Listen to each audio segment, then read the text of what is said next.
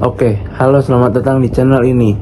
Dalam video kali ini kita akan membahas apa itu deadlock, bagaimana bisa terjadi, dan cara penanganannya. Untuk itu, mari kita langsung ke pembahasannya.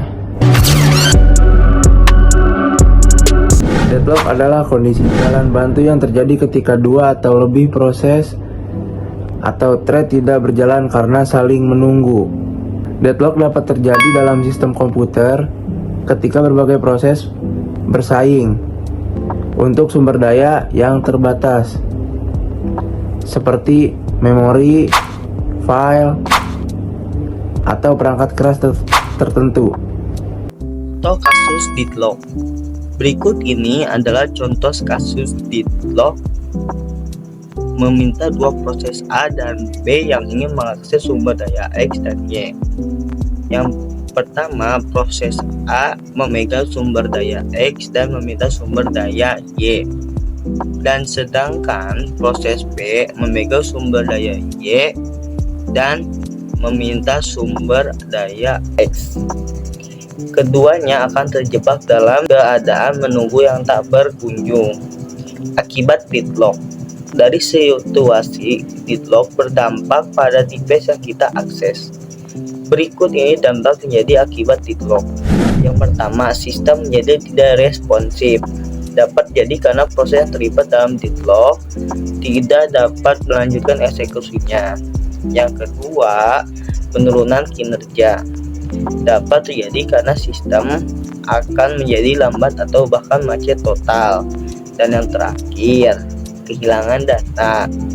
Dapat jadi pada deadlock di sistem basis data. Data yang belum tersimpan dapat hilang.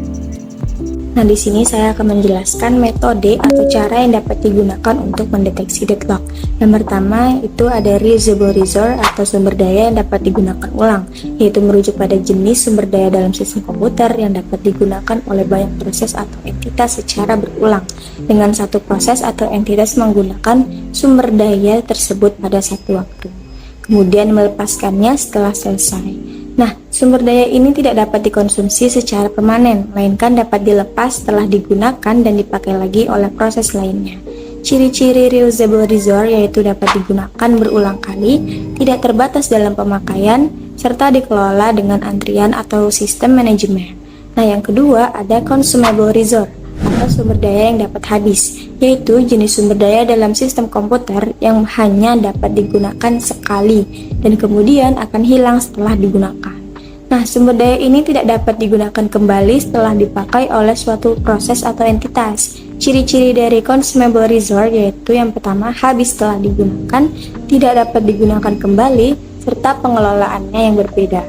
Nah, yang ketiga itu ada resource allocation graph, yaitu sebuah alat yang dapat digunakan dalam sistem komputer untuk menggambarkan suatu hubungan antara proses dan sumber daya yang digunakan dalam konteks pengelolaan sumber daya, terutama untuk mendeteksi deadlock.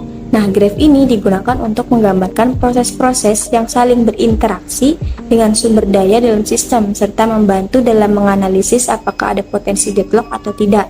Nah, ciri-ciri graph ini hanya melibatkan dua jenis elemen, proses dan sumber daya, dan dua jenis hubungan, request A dan segment A.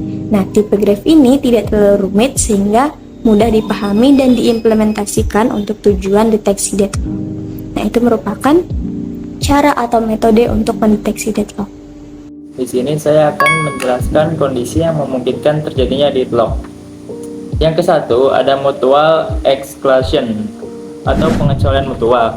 Penjelasan sederhananya, ini adalah kondisi di mana satu sumber daya hanya bisa digunakan oleh satu pihak saja dalam satu waktu.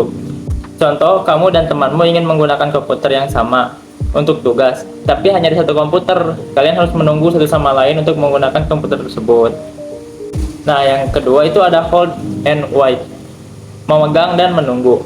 Penjelasan sederhananya, ini adalah kondisi di mana seseorang sudah memegang satu sumber daya, tetapi juga sedang menunggu sumber daya lain yang sedang dipakai orang lain. Contoh, kamu sedang memegang remote TV untuk menonton acara favorit, tapi temanmu juga ingin menggunakannya. Kamu ingin memindahkan channel, tapi temanmu juga ingin mengatur volume. kalian berdua saling menunggu karena masing-masing ingin sesuatu yang ada pada yang lain. Yang ketiga ada no preemption, tidak bisa merebut. Penjelasan sederhananya, dalam kondisi ini seseorang tidak bisa merebut atau mengambil sumber daya yang sedang digunakan oleh orang lain. Bahkan jika orang tersebut tidak lagi membutuhkannya, jadi meskipun sumber daya itu sedang digunakan, kamu tetap tidak bisa mengambilnya begitu saja.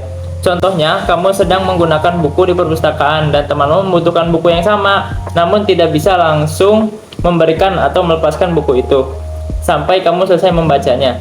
Yang terakhir ada circular wide, menunggu secara melingkar. Penjelasan sederhananya seperti adalah kondisi di mana ada satu grup orang yang saling menunggu dalam lingkaran. Misalnya A menunggu B, lalu B menunggu C, dan C menunggu A. Mereka semua terjebak dalam lingkaran, saling menunggu tanpa ada yang bisa maju. Contohnya ada 3 orang yang masing-masing membutuhkan alat dari orang lain. A membutuhkan alat yang dipakai B, dan B membutuhkan alat yang dipakai C. C membutuhkan alat yang dipakai A. Akhirnya mereka semua terjebak dalam lingkaran menunggu dan tidak bisa melanjutkan karena masing-masing menunggu orang lain. Hai, gimana sih cara menangani deadlock itu? Cara menangani deadlock itu ada 3. 1. Deadlock prevention, deadlock avoidance, sama deadlock detection. Apa sih deadlock prevention itu? Deadlock prevention itu menghilangkan salah satu kondisi atau lebih memungkinkan terjadinya deadlock pada saat penanganan. Yang kedua itu ada deadlock avoidance. Deadlock avoidance itu apa? Deadlock avoidance itu dilakukan langkah dinamis untuk mencegah terjadinya deadlock berdasarkan alokasi resource pada saat eksekusi berproses. Yang ketiga itu ada deadlock detection. Deadlock detection itu mendeteksi 1 sampai 2 circular wide. Kemudian dilakukan langkah-langkah penanganan pada saat eksekusi proses. Cara menangani deadlock itu mengabaikan masalah deadlock adalah sistem mengabaikan terjadinya deadlock dan pura-pura tidak tahu kalau deadlock itu terjadi. Dalam penanganan dengan cara ini itu dikenal sebagai ostrich algoritma atau juga strategi ostrich. Terus pelaksanaan algoritma ini tuh adalah sistem tidak mendeteksi adanya deadlock dan secara otomatis mematikan proses atau program yang mengalami deadlock. Lah, menghindari deadlock atau mencegah deadlock sebelum deadlock itu terjadi pada sistem komputer itu, kita pada sistem biasanya itu meminta sumber daya hanya dilakukan sekali saja. Next, dan sistem harus sudah tahu mana sumber daya yang aman dan tidak atau aman dari deadlock. Setelah itu baru disalurkan daya tersebut.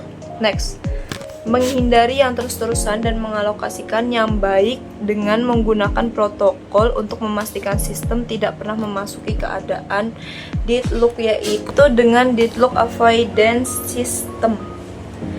Untuk mendata informasi tambahan tentang proses mana yang akan meminta dan menggunakan sumber daya. Pencegahan yang secara struktur bertentangan dengan 4 kondisi terjadinya deadlock dengan deadlock prevention system untuk memastikan bahwa salah satu kondisi yang penting tidak dapat menunggu. Dan berikut ini solusi bila terjadi deadlock pada perangkat yang kita gunakan. Yang pertama, kita bisa batalkan semua proses yang mengalami deadlock. Kedua, mengembalikan status proses ke status yang terakhir kali sebelum terjadinya deadlock. Lalu yang ketiga, merestart prosesnya. Namun deadlock bisa saja terjadi kembali. Jika urutan yang kita lakukan sesuai, maka deadlock kemungkinan tidak akan terjadi lagi. Lalu yang keempat, membatalkan satu persatu proses yang mengalami deadlock, hingga tidak ada lagi proses yang mengalami deadlock. Dan yang terakhir, mengambil satu persatu resource dari proses yang mengalami deadlock. Lalu bagaimana cara memilih proses yang perlu kita batalkan? Dalam pemilihan proses yang perlu dibatalkan, yaitu dengan memilih proses yang tidak terlalu dibutuhkan. Selain itu, ada beberapa cara lain dalam memilih proses yang perlu dibatalkan, yaitu pertama, memilih proses yang paling sedikit menggunakan waktu prosedur. Kedua, memilih proses yang sedikit memberikan hasil. Yang ketiga, memilih proses yang masih membutuhkan waktu eksekusi paling banyak. Keempat, memilih proses yang paling sedikit mendapatkan resource. Dan yang terakhir, dengan memilih proses yang mempunyai prioritas terendah. Nah, dengan memilih proses yang tepat, maka memungkinkan deadlock tidak akan terjadi. Terima kasih telah menonton video kali ini. Semoga video ini bisa bermanfaat dan sampai jumpa lagi. Bye bye.